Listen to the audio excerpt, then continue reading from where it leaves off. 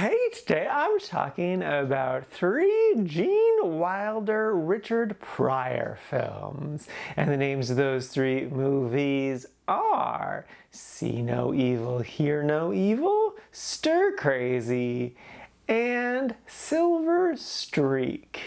First up is See No Evil, Hear No Evil. This is a 1989 film, and the basic premise is Gene is deaf and Richard is blind, but they form an unlikely friendship. Then one day, whilst working at a newsstand, a customer is murdered and they're blamed. So now they have to find the actual culprits and deal with them. And it's a cute, fun little movie. I had seen this one before. I didn't really remember a lot about it. I'm pretty sure I just watched it on like a Saturday afternoon on Comedy Central. Maybe didn't even like finish the whole thing because I got distracted during a commercial break or something. But it was definitely a cute, fun little movie. Like the whole thing is just based off of one joke in that he's blind and he's deaf. And people forget that. And then like to have this unlikely friendship bloom is entertaining for sure. It's impressive that they were able to make the entire film work as well as it does based solely on a singular joke. And it was nice. It didn't blow me away, but I was definitely entertained the whole time. It kept my attention. Kevin Spacey's in this. It was a bit of a jump scare to see his face. He's a bad guy though, so we're not supposed to like him here. That played well into real life things. Yeah, I'd say if you're gonna do just one of these, this is the one to do. It's cute, it's fun, it's mostly harmless. It might not be your new favorite comedy, but it's definitely not a bad time by any means. So yeah, no, it's kind of a cautious recommend. If you're feeling up for it, yeah, sure, go for it, but you don't really have to go out of your way to watch it. Like, it's okay if you miss it, but if you do happen to catch it, it should be an entertaining enough experience. And bonus fun fact, I recently read Gene Wilder's memoir. This is the film that led to him meeting his future wife, who he went to as a consultant, and then after his previous wife, Gilda Radner, passed away, he started up a romance with her that lasted the rest of his life. So yeah.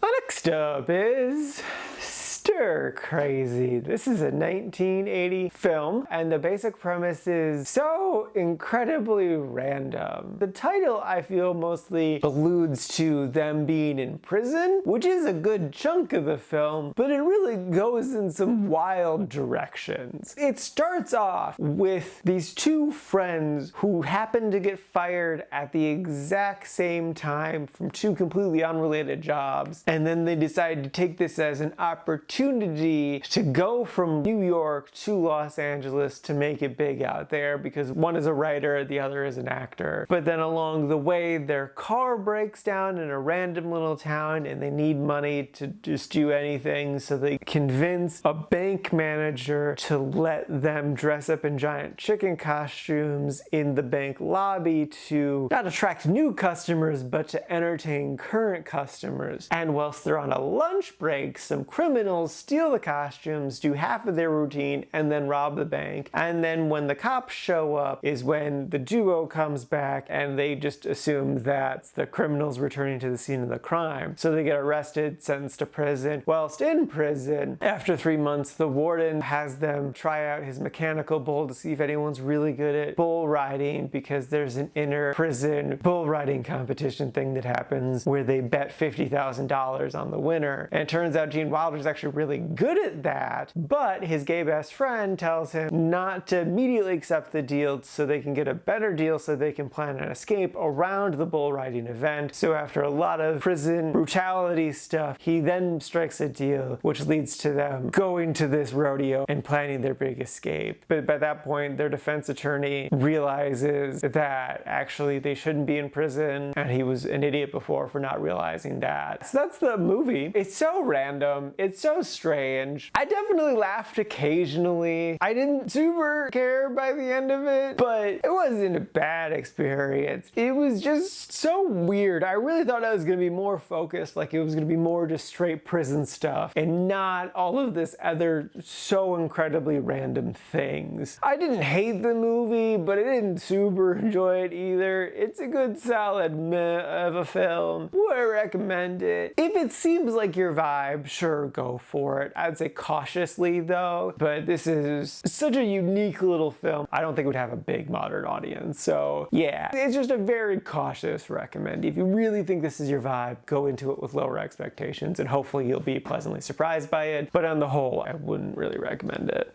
And lastly is Sliver Streak. This is a 1976 film that's so strange. It's not really a comedy. It's more so a romance, drama, mystery, kind of in that order, with occasional jokes that don't really fit with everything. Oh, there's also a bit of a adventure element too, because he gets thrown off the train. The movie's about this guy who's taking a Sliver Streak, which is a train across country, and along the way he meets this beautiful woman, and whilst they're canoodling he witnesses a murder, so now he's trying to investigate the murder, but there's no dead body, and then there's more dead bodies. Richard Pryor doesn't show up until 60 minutes into the movie. It's only an hour 45, and by that point I just did not care in the least. It just was not working for me. Like, I didn't care for the romance. It's so clear that she's lying to him and he's just blindsided by her hotness that he can't notice the lies. Like, the drama doesn't work, the mystery wasn't interesting, the comedy just wasn't there. Like, there was just nothing for me to latch onto with this film. Everything about it was such a dud. I am confused with how this was a big success back in the day, because it doesn't really have a lot going for it. I personally would not recommend it. It really didn't work for me. It is just a strange little film that I would be very okay if it's forgotten into history, because it is just kind of whatever.